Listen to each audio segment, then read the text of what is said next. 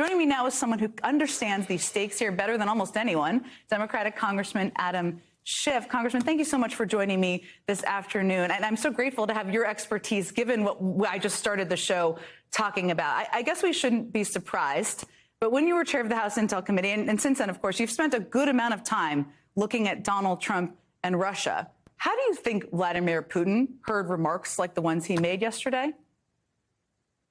Oh, Putin must be absolutely thrilled. If you look at it from Putin's perspective, you know, the war isn't going well in Ukraine for Russia.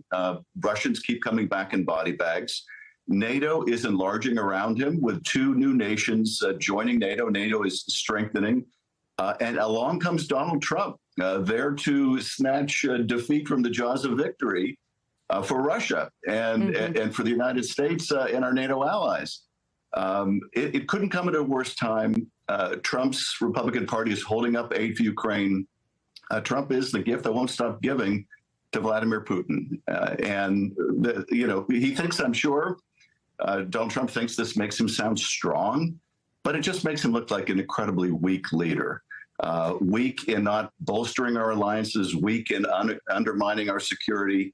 We have benefited from that NATO alliance as much, if not more, than any other nation. And for him to belittle it this way, for him to signal to our allies, you can't rely on America anymore, it just couldn't be more dangerous and destructive.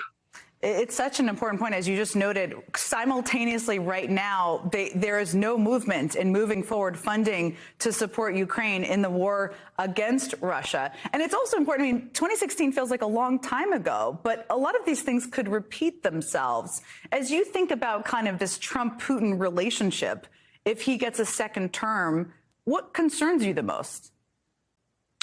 What concerns me the most is that essentially he forsakes our allies, that he realigns the United States with the dictators of the world.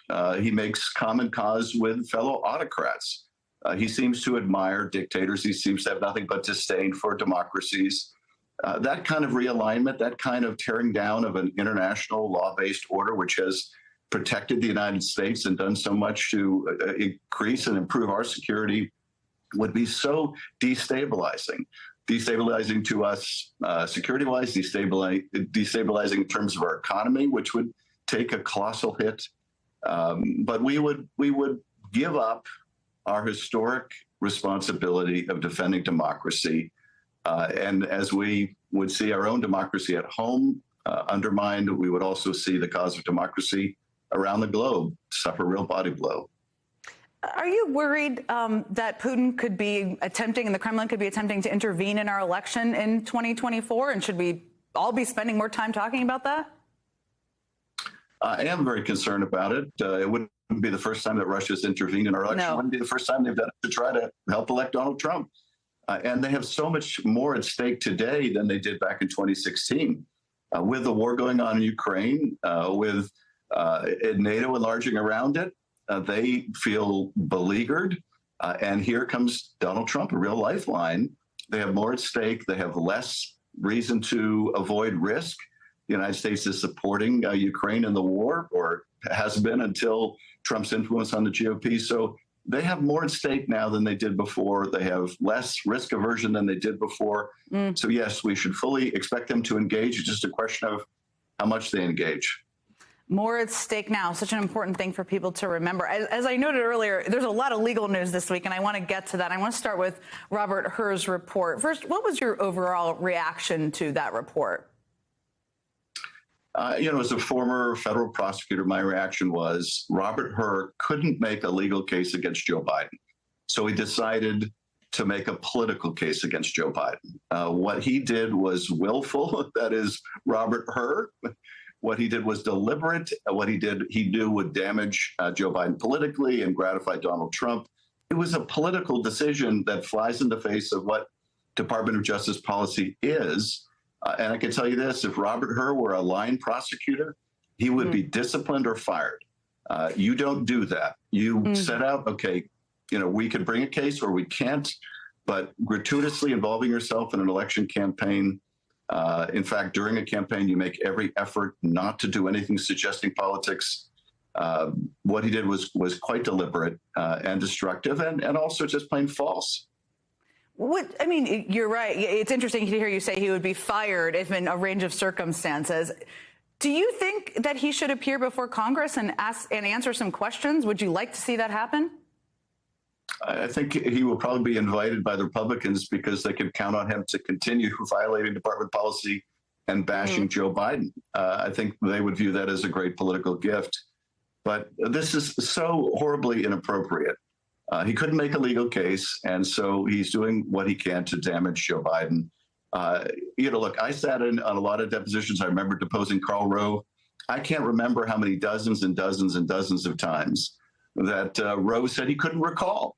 And nobody, questioned his cognitive ability. It was quite transparent in the case of Karl Rove what he was doing.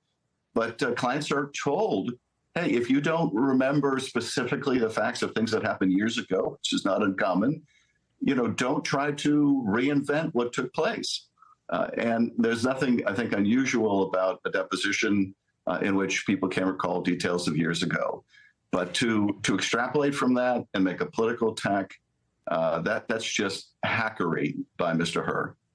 In fact, Ivanka Trump, I think, said that about 29 or 30 times, I read this morning. Before I let you go quickly, I wanted to ask, there are certain limitations, of course, under the special counsel statute, but do you wish Attorney General Merrick Garland would have done something differently here? Could he have? He could have. He could have appointed someone else. He could have appointed a different special counsel appointed by the president of a different party. But, Merrick Garland has really bent over backwards to do the right thing, to, withdraw the department from the terrible reputation it had under Trump of being politicized. And tragically, that requires you to anticipate a certain amount of professionalism and faith in the system and faith in the people who are appointed. And of course, that confidence, that expectation was completely betrayed here. Completely betrayed. And so, in hindsight, it's too easy to say he should have just appointed someone he knew would be more impartial. But, ideally, you appoint a prosecutor that will improve public confidence in the report. You don't expect them to be a hack. And in this case, he misjudged Mr. Hur. Congressman Adam Schiff, I always appreciate your broad range of expertise. I really thank you for joining me this afternoon.